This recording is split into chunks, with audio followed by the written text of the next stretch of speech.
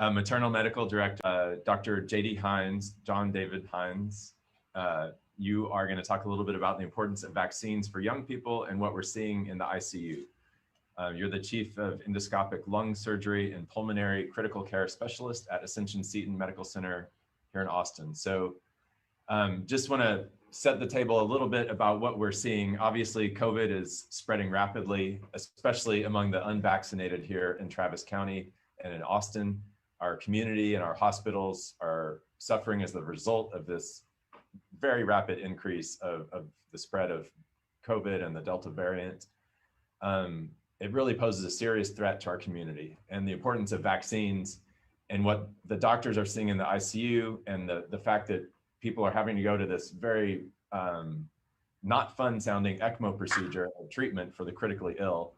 We're going to hear a little bit about how that is playing out in the real world and what that looks like for people who are not vaccinated. So just want to thank y'all so much for being here today. And I'll start off, Dr. Ghartey, if you wouldn't mind telling us a little bit about what you do and what you're seeing in relation to COVID. Absolutely. Thank you so much, Judge Brown, for having us. So I'm a maternal fetal medicine specialist, so I get the privilege of caring for women during high-risk pregnancies. And unfortunately, what we're seeing is just an alarming rate of pregnant women coming in with severe COVID illness. 100% of them are unvaccinated. And so I wanted to talk about the importance of getting vaccinated against COVID-19 for pregnant and lactating people. So we do know from information from the CDC that pregnancy is an independent risk factor for severe COVID illness.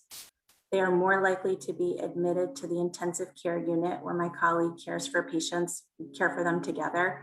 They're more likely to need invasive machinery to help them breathe, and they're more likely to die as compared to non-pregnant women.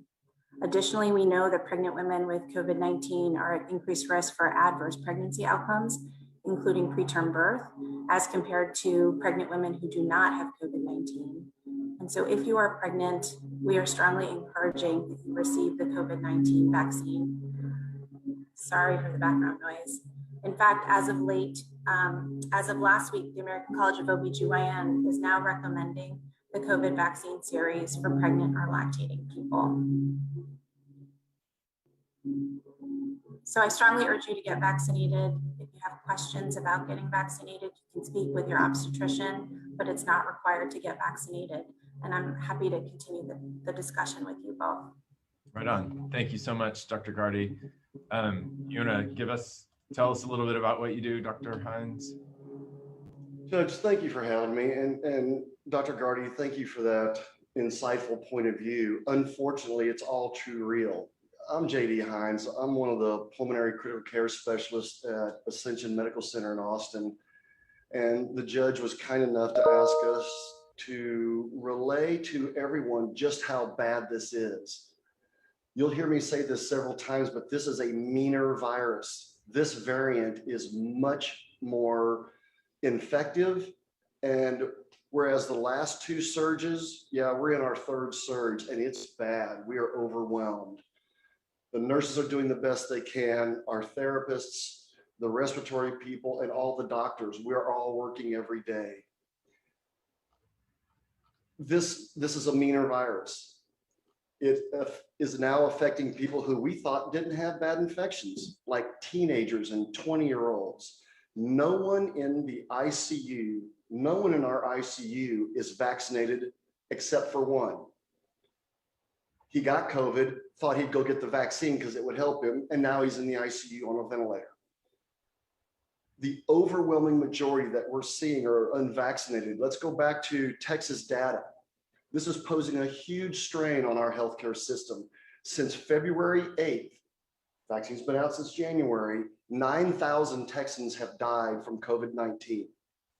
43 were vaccinated. 43. In the last 2 weeks, we're in our third surge. It's hitting patients in their teens and 20s. Our age range right now in the ICU is 19 to 74. We've had a teenager on ECMO. For the unvaccinated, you can have a potentially devastating consequence. And these are in people who do not have underlying health problems. every day, young and old, are on life support. Often these situations where being on a ventilator is not enough to keep you alive. In those instances, we can offer access on a very limited basis to something called ECMO. ECMO is where we put you on a machine. It's a specialized method where we draw blood out of your body, put it through an artificial heart, an artificial lung, and we pump it back to the body in a rewarmed state. It removes the carbon dioxide, it adds oxygen, and it allows the lungs to essentially rest. This bypass gives you time. We don't have enough ECMO circuits for everybody. It's a very limited capability. It does save lives. We've decannulated 2 severe COVIDs this past week. One was in her 20s, one was in her teens. This upward trend of COVID-19 patients is also being seen in patients with RSV, respiratory virus, and even the flu. The point I want to make is that these unvaccinated people can have a devastating illness. It's a reminder, you're vulnerable to this variant. Whether you had COVID or not, the vaccine keeps you from dying. You might get sick, you might not, but you won't be in my ICU.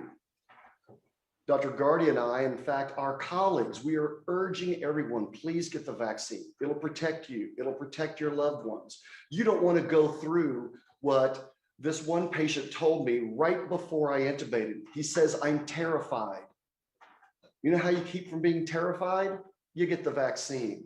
It's safe, it's effective, and it can help us end this pandemic. Thank you so much. And on the ECMO, you may have said this, but can pregnant people end up having to be on the ECMO procedure? Have you seen that happen because of Delta? Multiple times. In fact, our circuits are so limited that we're really going to only offer it to young pregnant females so we can save 2 lives instead of 1. And that's why Dr. Ghartey's group is so important. We are not going to offer it to a 35-year-old male. How sad is that we're having to make those kinds of ethical decisions? Yeah, thank you. Dr. Ghartey, any other thoughts just on, so if you're, I know you kind of touched on this, but basically there is absolutely no reason not to get vaccinated if you're pregnant or thinking about getting pregnant. Can you talk just a little bit about that again? Yeah, absolutely. And I'm sorry, I couldn't have timed my neighbor mowing the lawn, so I apologize for any background noise.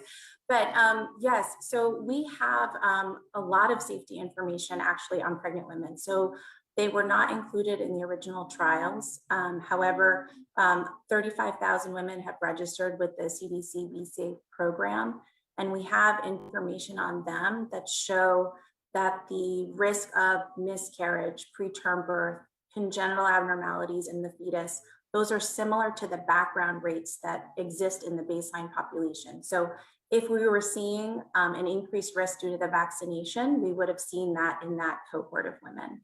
So we know that it's safe in that regard. There's also some myths that we want to dispel. So there's this thought that the vaccine may impact the placenta in some way, or may impact a woman's fertility or male fertility. There is no evidence to support that. That is absolutely untrue. What we do know for certain, what Dr. Hinze and I are seeing on the front line and our colleagues who are working so tirelessly every day, and really we are privileged to do this, but it is hard to see unvaccinated patients in general, but especially young, healthy, otherwise healthy pregnant women come in so incredibly sick, and they need to immediately be placed on a ventilator and on ECMO by my colleague. So the vaccine is the only thing that can prevent that right now. We do know that you can still get COVID, but it's much milder. Again, none of the women that we have seen in the last few months at all have been vaccinated, the pregnant women that are hospitalized. So it just speaks to the effectiveness of the vaccine.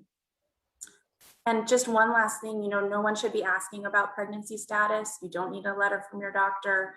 You don't need to, you can have the conversation if you have any hesitancy, which is understandable, but really at this point, we have a lot of information to support that it is incredibly safe. And now our governing body, the American College of OBGYN, is recommending it. So really urge everyone, if you know someone who's pregnant or pregnant yourself, please get the vaccine if you haven't already. Thanks. And just want to end, Dr. Hinze, on, so all these people that you've seen, the teenager, the people under 40 that are on ECMO, the people filling up your ICU, would they be there if they had been vaccinated? Would they be in the ICU? Would they be on ECMO? Would things be this serious here in Austin and Travis County if we had 100% vaccination rate? Right, absolutely not. No one would be in my ICU. We'd be having a regular summer. We know from other states. One of our colleagues was up in Maine. They didn't have many. University of Washington, high vaccination rate over up near Seattle.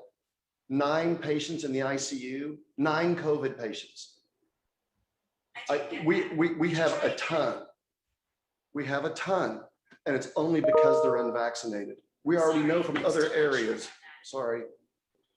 we have other areas in the state where, not in this state, in this country, where people are vaccinated and they're not in the ICU. This is an overwhelming surge, and we are right at our capacity in the ICU. All right. Well, thank you so much. And I want to thank both of y'all, and especially thank Ascension Seton for being such a great partner throughout this whole process.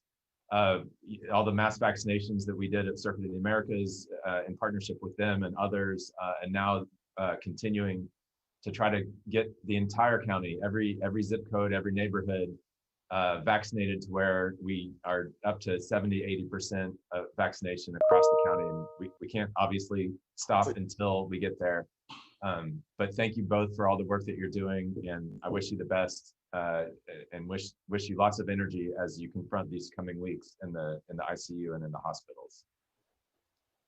Thank you so much, Judge Brown. All right, thanks.